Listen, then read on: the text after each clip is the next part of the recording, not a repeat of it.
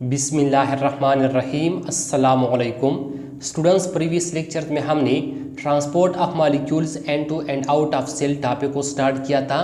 Transport of molecules and to and out of cells में हमने पढ़ा था कि सेल्स के अंदर और सेल से बाहर मॉलिक्यूल का जो ट्रांसपोर्ट होता है वो दो तरीक़ों से होता है।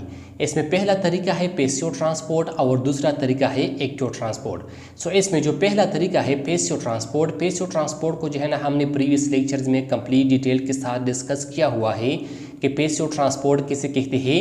पैसिव ट्रांसपोर्ट के ज़रिए सेल्स के अंदर और सेल से बाहर मॉलिक्यूल का ट्रांसपोर्ट किस तरह होता है और पैसिव ट्रांसपोर्ट के कौन कौन से टाइप्स हैं। अब इसमें दूसरा तरीका है हमारे पास एक्टिव ट्रांसपोर्ट। आज के इस लेक्चर में हम एक्टिव ट्रांसपोर्ट को डिस्कस करते हैं कि एक्टिव ट्रांसपोर्ट किसे कहते हैं। एक्टिव ट्रांसपोर्ट के ज़रिए सेल्स के अंदर और सेल से बाहर मॉलिक्यूल का ट्रांसपोर्ट किस तरह होता है। स्टार्ट करते हैं एक्टिव ट्रांसपोर्ट को।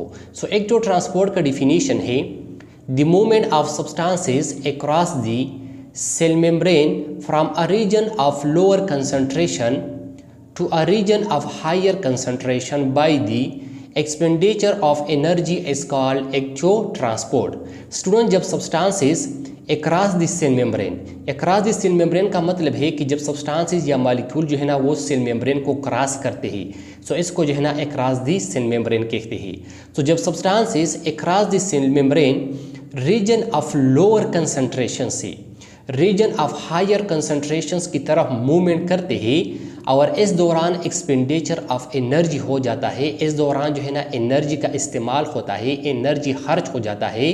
सब्सटेंसेस के इस मूवमेंट को या मॉलिक्यूल के इस मूवमेंट को एक्टिव ट्रांसपोर्ट कहते हैं।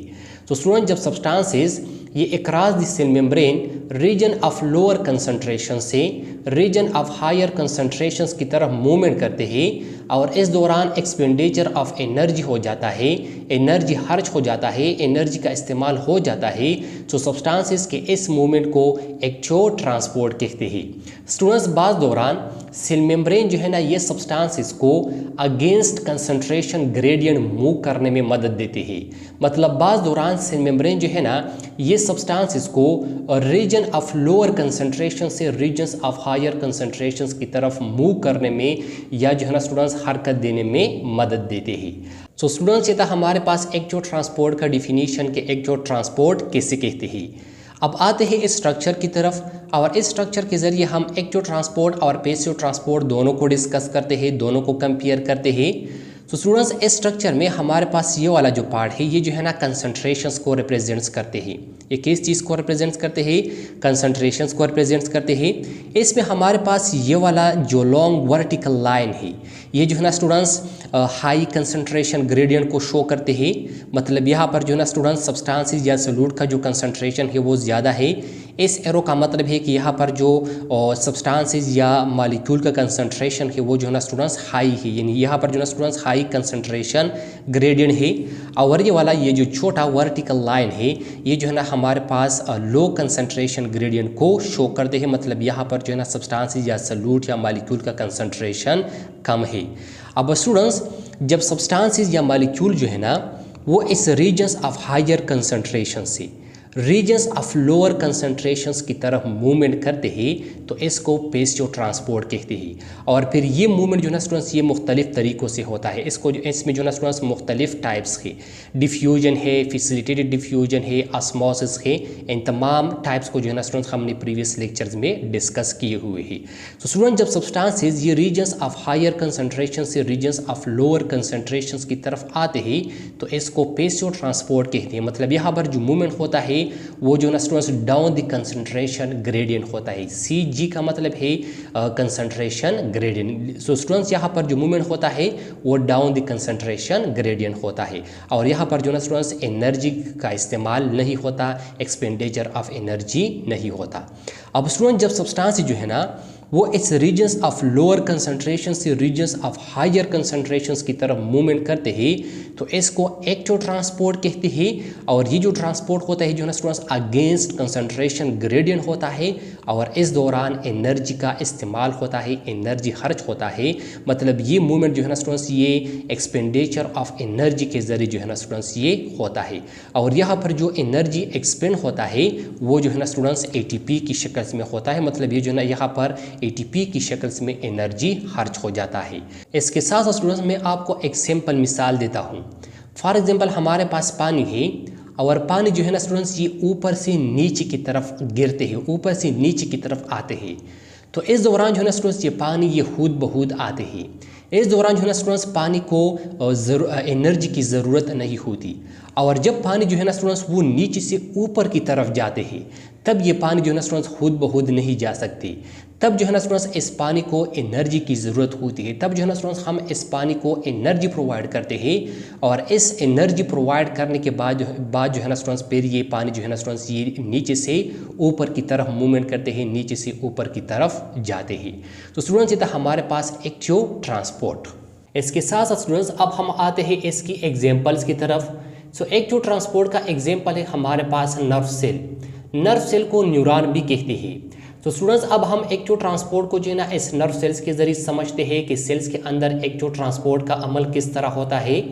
सो स्टूडेंट्स ये जो स्ट्रक्चर है, फॉर एग्जांपल ये हमारे पास जो है ना नर्व सेल के सेल मेम्ब्रेन का स्ट्रक्चर है। ये किस चीज़ का स्ट्रक्चर है? ये हमारे पास जो है ना स्टूडेंट्स नर्व सेल के सेल मेम्ब्रेन का स्ट्रक्चर है। ये जो है ना स्टूडेंट्स नर्व सेल्स का आउटसाइड है, आउटसाइड ऑफ द सेल, और ये जो है ना स्टूडेंट्स नर्व सेल्स का इनसाइड है, so inside of the cell. इसके साथ साथ स्टूडेंट्स सेल मेम्ब्रेन में जो है ना स्टूडेंट्स मुख्तलिफ किस्म के प्रोटीन मौजूद होते हैं। सो यहाँ पर ये जो स्ट्रक्चर है, ये जो है ना स्टूडेंट्स हमारे पास इस सेल मेम्ब्रेन में प्रोटीन मौजूद है, और इस प्रोटीन को जो है ना स्टूडेंट्स कैरियर प्रोटीन्स कहते हैं। सो सेल मेम्ब्रेन में ये वाला जो स्ट्रक्चर है ये किस चीज़ का स्ट्रक्चर है? ये जो है ना स्टूडेंट्स कैरियर प्रोटीन का स्ट्रक्चर है। अब स्टूडेंट जो नर्व सेल्स होता है, नर्व सेल्स का फंक्शन ये होता है कि ये जो है ना नर्व इम्पल्स को कैरी करते हैं। नर्व सेल्स का फंक्शन क्या होता है? इनका फंक्शन ये होता है कि जो है ना स्टूडेंट्स नर्व इम्पल्स को कैरी करते हैं सेलों के दरमियान या बॉडी के डिफरेंट पार्ट्स के दरमियान। जो है ना स्टूडेंट्स ये किस चीज़ को कैरी करते हैं? नर्व इम्पल्स को कैरी करते हैं। अब स्टूडेंट्स इस नर्व सेल्स को नर्व इम्पल्स कैरी करने के लिए जो है ना स्टूडेंट्स सोडियम और पोटाशियम का एक्सचेंज होना ज़रूरी होता है। मतलब जब नर्व सेल में जो है ना सोडियम और पोटाशियम का एक्सचेंज हो जाता है तब नर्व सेल्स अपना फंक्शन परफॉर्म कर सकते हैं। तब नर्व सेल में जो है ना नर्व इम्पल्स ये कैरी हो सकता है। और जब नर्व सेल्स में सोडियम और पोटाशियम का एक्सचेंज नहीं होता तब नर्व सेल जो है ना स्टूडेंट्स अपना फंक्शन परफॉर्म नहीं कर सकते। मतलब तब जो है ना students nerve cell nerve impulse को कैरी नहीं कर सकते। अब स्टूडेंट्स नर्व सेल जो है ना ये सोडियम और पोटाशियम का एक्सचेंज किस तरह करते हैं? तो स्टूडेंट्स फॉर एग्जांपल ये जो है ना हमारे पास इनसाइड द नर्व सेल्स है। So inside the nerve cell जो है ना स्टूडेंट्स जो सोडियम होता है, सोडियम का कंसंट्रेशन जो है ना स्टूडेंट्स वो कम होता है, और outside of the nerve cell जो है ना स्टूडेंट्स सोडियम का जो कंसंट्रेशन होता है, सोडियम का कंसंट्रेशन ज़्यादा होता है। अब स्टूडेंट्स नर्व सेल्स को अपना फंक्शंस परफॉर्म करने के लिए जो है स्टूडेंट्स ये सोडियम बाहर निकलना पड़ता है। इसके साथ साथ स्टूडेंट्स नर्व सेल्स का जो आउटसाइड होता है वहाँ पर जो है ना पोटाशियम का कंसंट्रेशन कम होता है, और नर्व सेल्स के इनसाइड में पोटाशियम का कंसंट्रेशन ज़्यादा होता है। और नर्व सेल्स को अपना फंक्शन परफॉर्म करने के लिए जो है ना स्टूडेंट्स ये जो पोटाशियम होती है जो है ना स्टूडेंट्स एंटर करना पड़ती है, जो है ना दाखिल करना पड़ती है। तो स्टूडेंट जब नर्व सेल जो है ना नर्व इम्पल्स को कैरी करते हैं तब इस दौरान जो है ना सोडियम ये बाहर निकलता है, और पोटाशियम जो है ना स्टूडेंट्स ये अंदर आ जाता है, जो है ना स्टूडेंट्स एंटर हो जाता है। तो स्टूडेंट्स नर्व सेल्स के अंदर सोडियम का कंसंट्रेशन कम होता है और बाहर जो है ना सोडियम का कंसंट्रेशन ज़्यादा होता है। लेकिन नर्व सेल्स अपना फंक्शंस परफॉर्म करने के लिए जो सोडियम होता है इस सोडियम को जो है ना स्टूडेंट्स अगेंस्ट कंसंट्रेशन ग्रेडियंट जो है ना स्टूडेंट्स ये मूव करते हैं। इसको जो है ना अगेंस्ट कंसंट्रेशन ग्रेडियंट जो है ना स्टूडेंट्स ये मूवमेंट देते हैं। सो इस दौरान जो है ना स्टूडेंट्स जो नर्व सेल्स होता है जो है ना 3 सोडियम को जो है ना students at a time 3 sodium को जो है ना ये इस अगेंस्ट कंसंट्रेशन ग्रेडियंट जो है ना मूव करते हैं।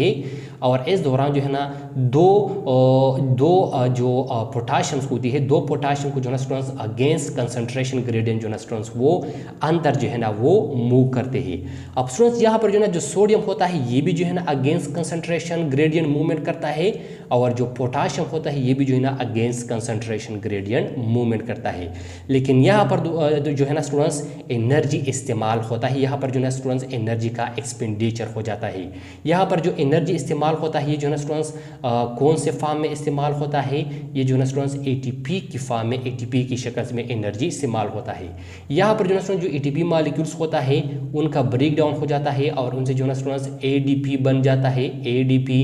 प्लस इस दौरान जो है ना स्टूडेंट्स एन ऑर्गेनिक फास्फेट इनसे बन जाता है। तो स्टूडेंट्स नर्व सेल जब अपना फंक्शंस परफॉर्म करते हैं तब इसमें जो है ना स्टूडेंट्स ये जो इसके अंदर जो सोडियम होती है, सोडियम का कंसंट्रेशन कम होता है, बाहर सोडियम का कंसंट्रेशन ज़्यादा होता है, लेकिन फिर भी जो है ना स्टूडेंट्स ये नर्व सेल ये इस सोडियम को रीजन्स ऑफ लोअर कंसंट्रेशन से रीजन्स ऑफ हायर कंसंट्रेशंस की तरफ मूव करते हैं। इसके साथ साथ इस दौरान जो है ना सोडियम के बाहर जो है ना पोटाशियम का कंसंट्रेशन कम होता है और नर्व सेल्स के अंदर जो है ना पोटाशियम का कंसंट्रेशन ज़्यादा होता है, लेकिन फिर भी जो है ना स्टूडेंट्स ये नर्व सेल ये इस पोटाशियम को इस रीजन्स ऑफ लोअर कंसंट्रेशन से रीजन्स ऑफ हायर कंसंट्रेशन की तरफ मूव करते हैं। अब स्टूडेंट्स यहाँ पर जो है ना स्टूडेंट्स हमारे पास ये जो आयंस है, जो सोडियम और पोटाशियम है, ये जो है ना अगेंस्ट कंसंट्रेशन ग्रेडियंट मूवमेंट करते हैं। मतलब ये जो है ना रीजन्स ऑफ लोअर कंसंट्रेशन से रीजन्स ऑफ लोअर कंसंट्रेशन की तरफ across the cell membrane movement करते हैं और यहाँ पर जो है स्टूडेंट्स एनर्जी का इस्तेमाल होता है, एनर्जी का एक्सपेंडिचर हो जाता है।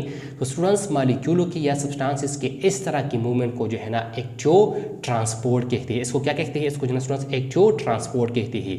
और ये जो है ना स्टूडेंट्स जिस चीज़ के जरिए मूवमेंट करते हैं इसको जो है ना कैरियर प्रोटीन कहते हैं, या इसको जो है ना स्टूडेंट्स सोडियम और पोटाशियम पंप भी कहते हैं। इसको क्या कहते हैं? इसको जो है ना स्टूडेंट्स सोडियम और पोटाशियम पंप भी कहते हैं। तो स्टूडेंट्स इसको जो है ना एक्टिव ट्रांसपोर्ट के अब स्टूडेंट्स हम आते हैं इंपॉर्टेंस ऑफ एक्टिव ट्रांसपोर्ट की तरफ। के एक्टिव ट्रांसपोर्ट की इंपॉर्टेंस जो है ना वो क्या है? सो इसका पहला इंपॉर्टेंस है it helps in maintaining definite ionic concentration in osmotic pressure. Students active transport जो है ना ये सेल्स के अंदर आयोनिक कंसंट्रेशन और ऑस्मोटिक प्रेशर को जो है ना स्टूडेंट्स वो मेंटेन रखने में, बरकरार रखने में मदद देते हैं। इसका दूसरा इंपॉर्टेंस है स्टूडेंट्स यहाँ पर ये जो ऑस्मोटिक प्रेशर होता है, जब सेल्स के अंदर जो है ना ऑस्मोटिक प्रेशर जो है ना ये मेंटेन रहता है, तब ये ऑस्मोटिक प्रेशर जो है ना ये control the movement of water into and out of cell. ये जो है ना सेल्स के अंदर और सेल से बाहर वाटर का जो मूवमेंट होता है, वाटर के इस मूवमेंट को कंट्रोल करता है। सो ये हमारे पास एक्टिव ट्रांसपोर्ट का दूसरा इंपॉर्टेंस।